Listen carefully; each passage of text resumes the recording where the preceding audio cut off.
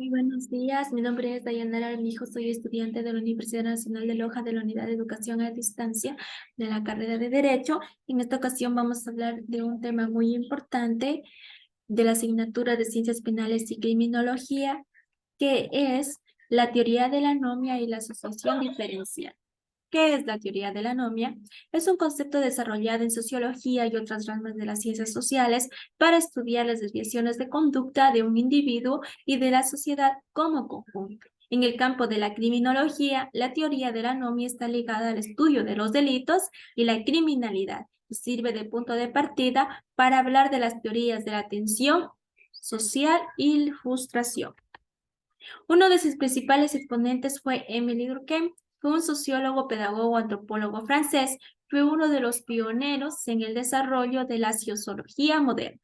Fue el primer autor que utilizó el concepto de anomia para describir cómo la falta de normas hace inestables las relaciones de grupo, impidiendo su cordial integración. Uno de sus trabajos fue la división del trabajo en la sociedad en 1893 y más adelante el estudio sobre el suicidio, el cual lo identifica como uno de los factores específicos que afectan esta conducta. Para Durkheim, la sociedad se encarga de integrar a los individuos que forman, de ofrecer un sistema de normas que regule su conducta bajo su visión como un social anónimo.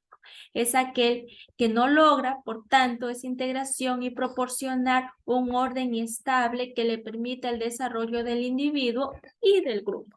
Ante la quiebra de este orden, tanto el individuo como grupo carecen de regulación moral y aumenta el número de conductas desviadas y comportamientos autodestructivos, como es el suicidio.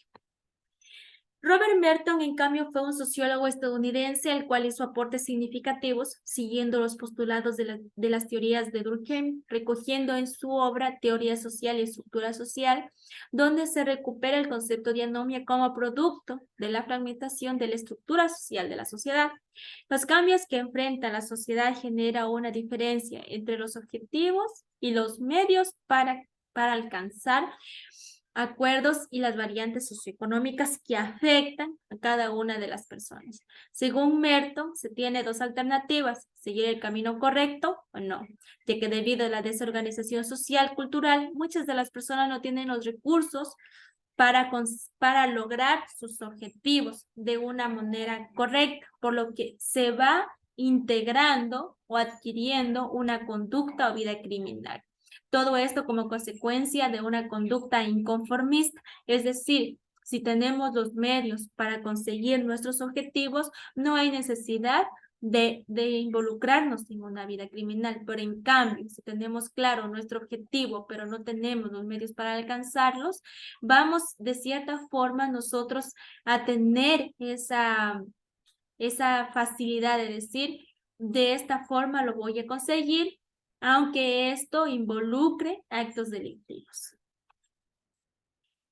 La teoría de la asociación diferencial, en cambio, establece que los sujetos aprenden a ser criminales por transmisión cultural, una situación que se da particularmente en determinados grupos donde las actividades delictivas se realizan con habitualidad y quedan así reforzadas como algo positivo, es decir, como algo común. Uno de sus principales exponentes fue Edwin Sutherland. Fue un sociólogo norteamericano que escribió varias obras importantes para el desarrollo y aportación de la criminología. Entre ellas tenemos a Principios de la criminología, delincuencia de cuello blanco, etc.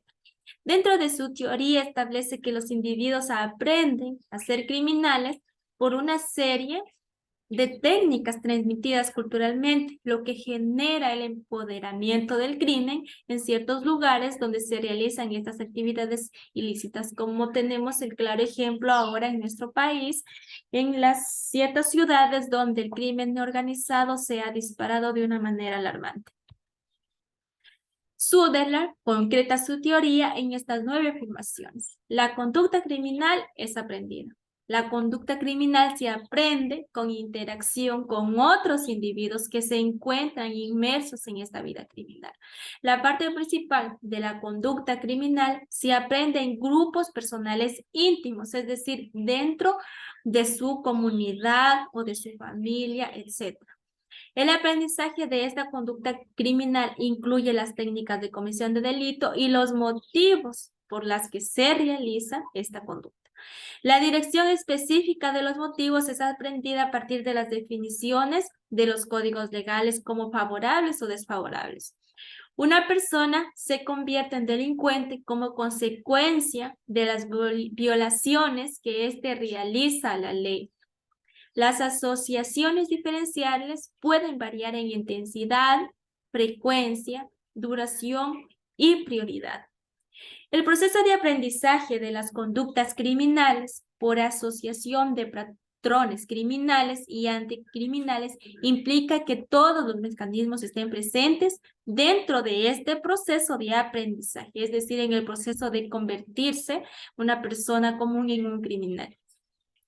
Por último, la conducta criminal es una expresión de necesidad y valores generales que experimenta la sociedad en general, es decir, lo que provoca que una persona principalmente cometa un delito, desde mi punto de vista, es la necesidad que está enfrentando. Es decir, está pasando por alguna necesidad y tiende a cometer un delito para conseguir lo que busca.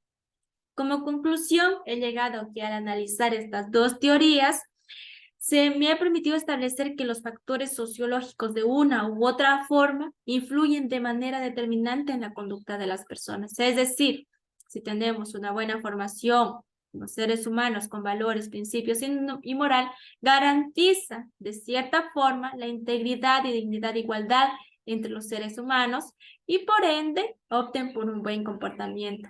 Sin embargo, si no existe esto, lamentablemente tendremos una conducta criminal, lo cual estamos viviendo en la actualidad. Muchas gracias.